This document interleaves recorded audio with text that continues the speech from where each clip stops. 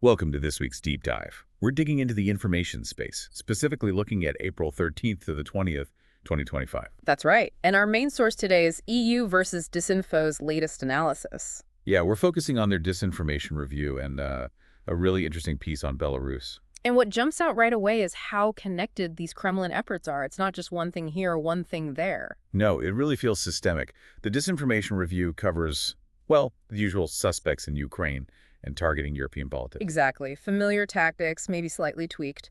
But then the Belarus article shows this really concerning internal ideological push. Let's start with the disinformation review then. That missile strike in Sumy, April 13th, just devastating. 35 civilians. During Palm Sunday celebrations, the review is clear. This fits a deliberate pattern. And the Kremlin's response.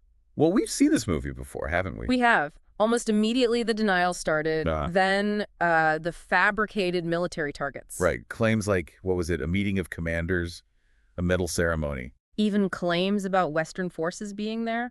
All sorts of contradictory stories. It's that cookie-cutter approach they mentioned. Very similar to the Kryvyi Rih restaurant strike just a week or so earlier. Attack, deny, fabricate. It seems almost lazy.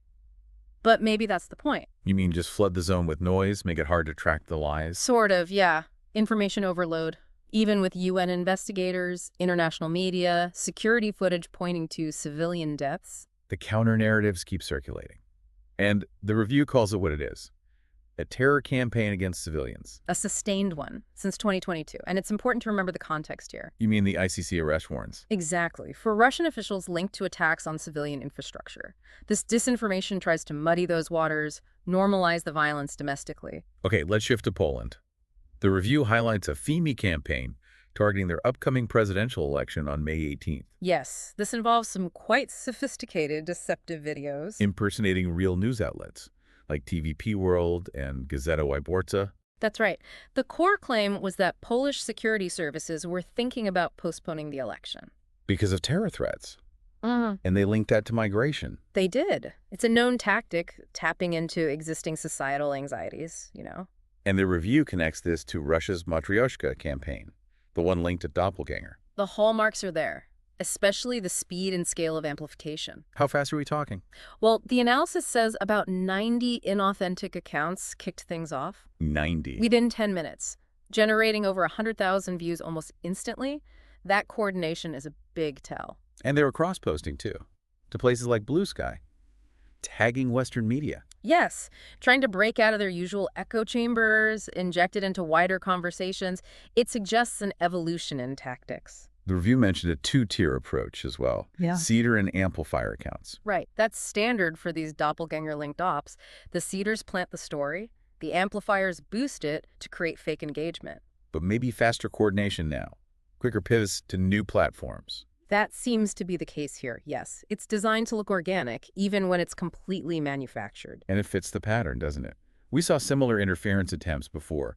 Poland in 2023, Germany, the European Parliament elections. Absolutely. Fear-mongering, smearing opponents, baseless fraud claims. These themes keep recurring.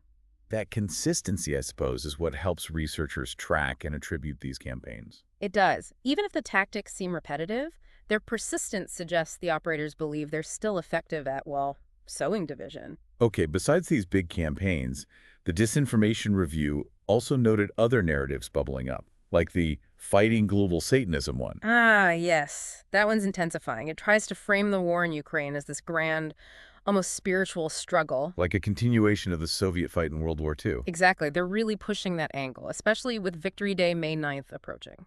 Exploiting historical memory, trying to paint Russia as the defender of, quote, traditional values. Right. It serves multiple purposes. Dehumanizes Ukrainians, shores up domestic support, justifies the aggression. Then there was Sputnik, pushing these wild numbers about Ukrainian losses near Kursk. Oh, that was blatant. Claiming, what was it, $7.8 billion of Western taxpayer money wasted. And thousands of pieces of Western equipment lost.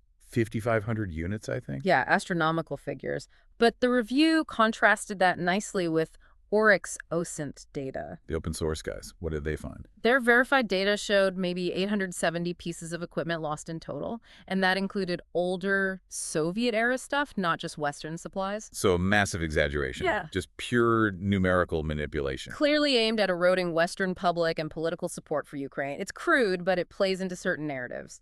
And finally, the review mentioned ongoing attacks targeting EU High Representative Kaja Kallas, Yes, specifically accusing her of issuing a Russophobic ultimatum about Victory Day. which was a distortion, wasn't it? Yeah. What was the real context? She was basically explaining the EU position that it's inappropriate for leaders to attend Victory Day in Moscow while Russia wages war.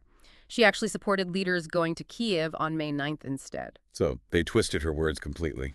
A classic case of weaponizing history to attack critics and undermine EU figures. It happens all the time. Okay, let's pivot to the second article, the one on Belarus.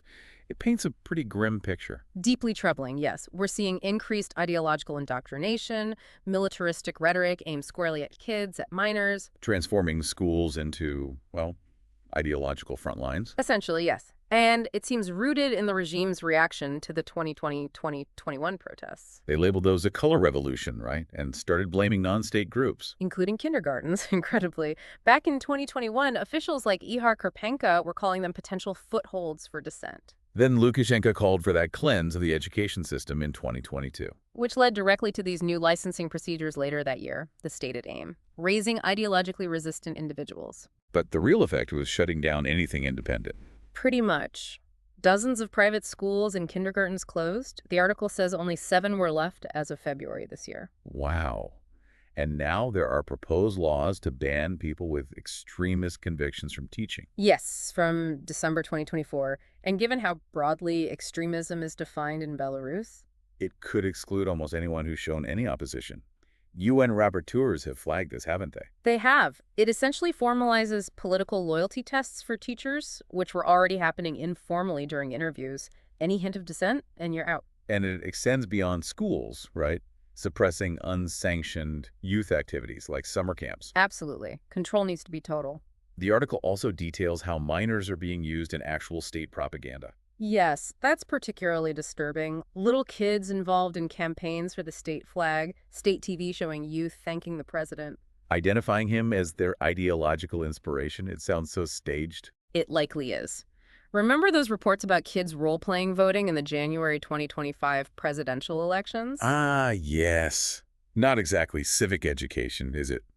More like legitimizing the inevitable outcome. And then Lukashenko's inauguration in March. Students chanting pro-regime slogans, photos of kids watching the ceremony, Even kindergarten photos with flags in that Our President book. which, the article notes, was bought in large quantities by public institutions. It's a full-court press of indoctrination from the earliest age. And on top of that, you have these military and patriotic clubs. They started popping up in late 2021. Now there's even a university specialization in military and patriotic upbringing starting this school year. A bit like those mandatory classes in Russia. Similar vein, yes. The numbers are significant too. As of December 2024, there were apparently 159 clubs, over 5,500 kids involved. And some are directly sponsored by the Ministry of the Interior. 19 of them, according to the report. They focus on sports, yes, but also firearms training. Firearms training for kids. What's the justification? The official line is about alleged threats from anti-Belarusian foreign actors trying to influence youth. So it's framed defensively. But it sounds like deliberate militarization. It certainly looks that way, and state media gives these clubs and their national tournaments a lot of coverage. The article quotes Nikolai Zarubitsky from Patriots of Belarus, laying out the ideology pretty clearly. Right. Promote the president, promote the country, and actively discourage any ties with the West. It's about creating a specific, isolated, loyal mindset. You know, briefly connecting this back, the original outline also mentioned Russia's cultural appropriation. That feels like another piece of this puzzle, doesn't it? It absolutely does. While we didn't dive deep into it today, things like that Ilya Repin exhibition. Where they misrepresented his Ukrainian background. Exactly. Or taking Ukrainian songs and twisting their meaning for imperialist propaganda. It's part of the same effort to diminish other national identities, Ukrainian, Belarusian. And assert this idea of a single dominant, great Russian culture. It's information warfare on a cultural front. It is.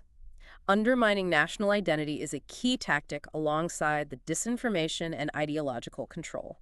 So wrapping this up, the key takeaway seems to be the persistence and the interconnectedness of these Kremlin-linked efforts. Definitely. Whether it's disinformation about missile strikes, FEMI targeting elections, or this really chilling ideological project in Belarus. And the related cultural appropriation efforts. They all seem to be part of a larger playbook. The tactics denial, fabrication, exploiting fear, controlling narratives, suppressing dissent they repeat across different domains. For our audience, who track FEMI and disinformation closely, spotting these recurring patterns is crucial, isn't it? It really is. It helps understand the bigger picture. Which leads to the final thought, I suppose.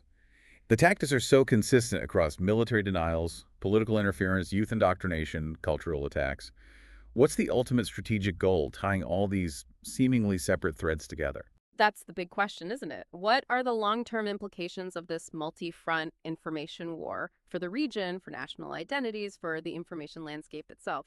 Something to definitely keep thinking about.